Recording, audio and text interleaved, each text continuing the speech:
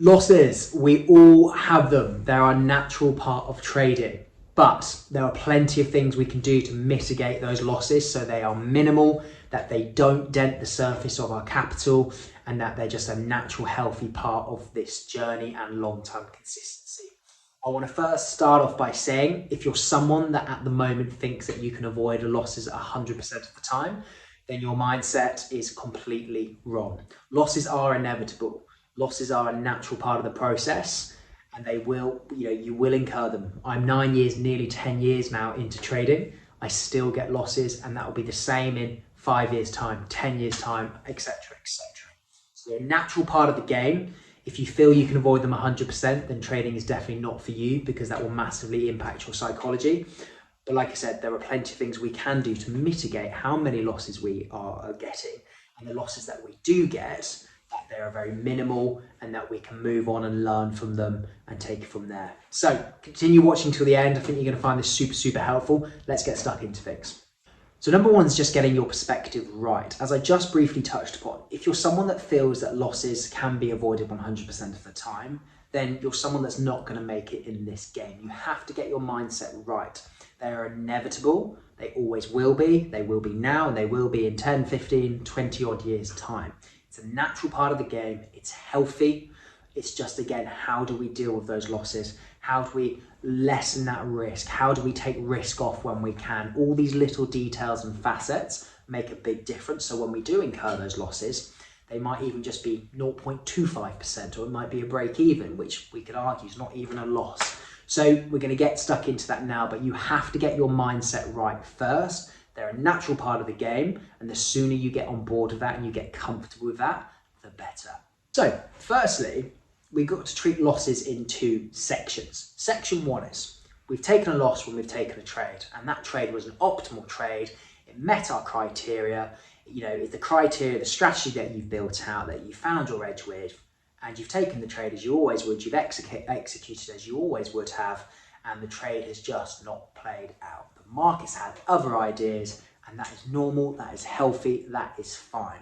That's option one. So if you take a loss in that instance, that's fine. It's totally okay. We journal, we do the normal stuff, but we journal, we move on, and on to the next one.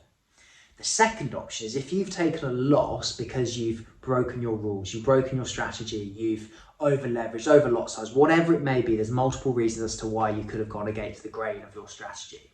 If you're taking a loss on that, then you have to absolutely come down on yourself super, super hard. It's unacceptable. You have to practice ultra discipline when it comes to every single facet and every single part of trading.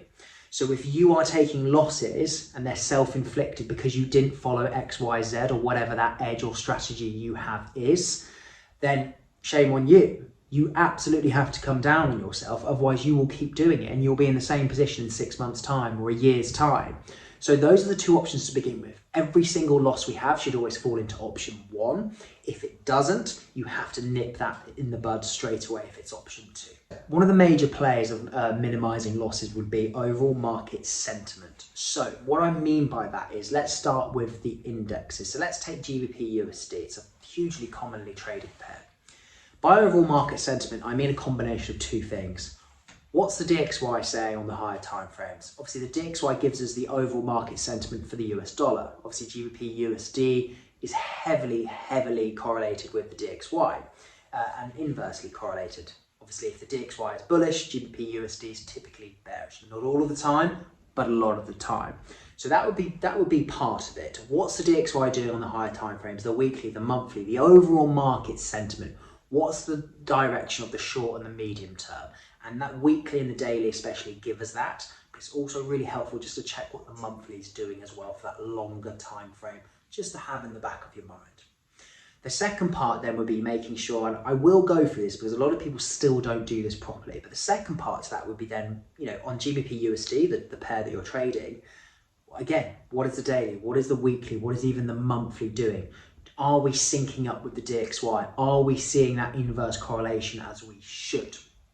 Because if we aren't, then we're potentially opening ourselves up for a bit more of a possibility of a loss occurring.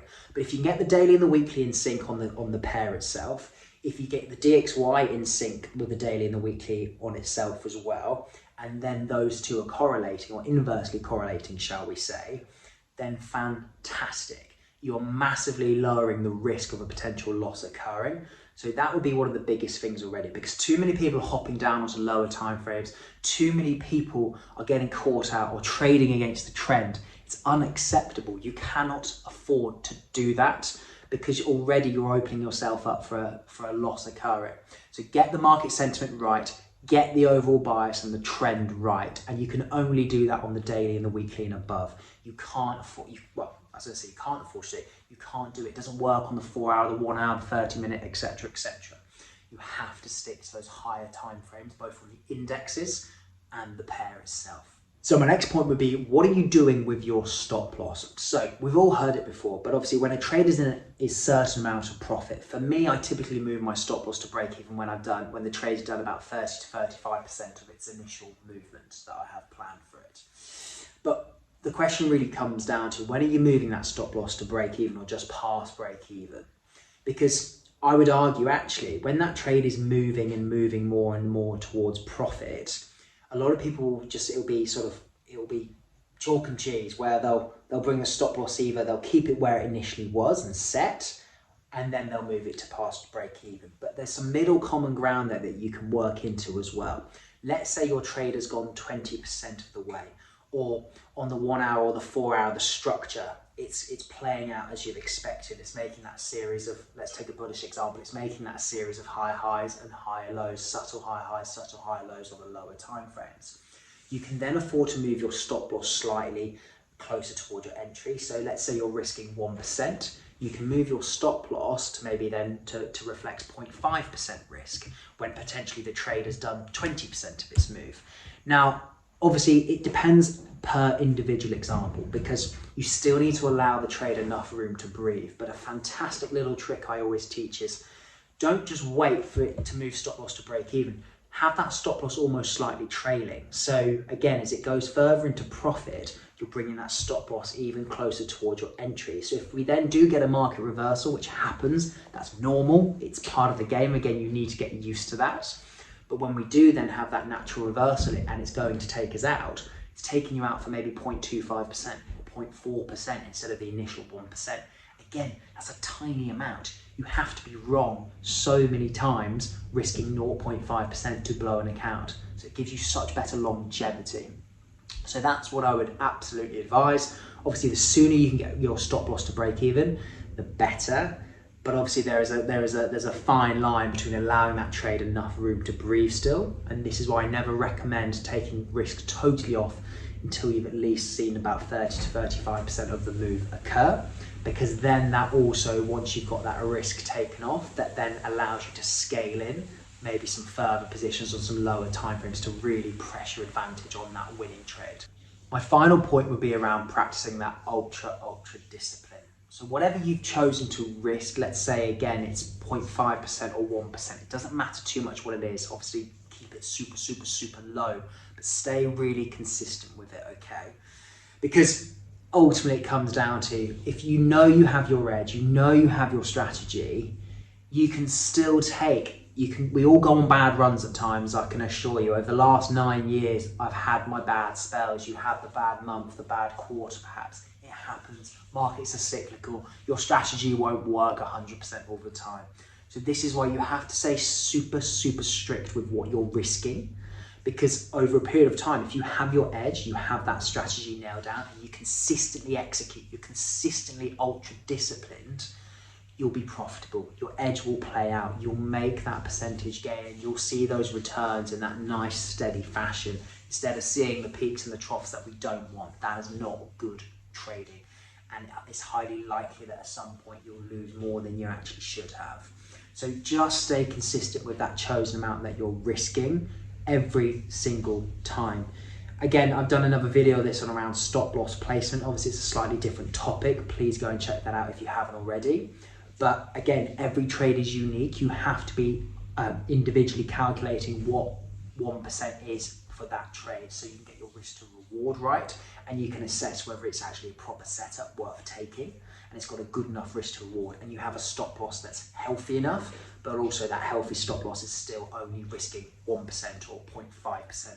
So just stay disciplined. It's one of the biggest factors why people fail. You'll probably see, if you've watched me for some time now, you'll probably get sick of me saying it, but it's the most common trait I see. When I'm doing a lot of one-to-one mentorship calls with you guys, you're getting some brilliant results, but the thing that's still holding people back is they're letting themselves down up here. They're not practicing that ultra discipline every single trade or every single decision they make with their trading, and ultimately that's what holds people back.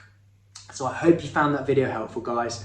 Please like, please subscribe. It massively helps get the channel out there. I know you guys are loving some of the videos. It's massively helping, and I really appreciate the comments and the feedback. So I'll catch you guys on the next one, and please feel free to reach out if you want my support or you have any questions. Take care, guys, and see you on the next one.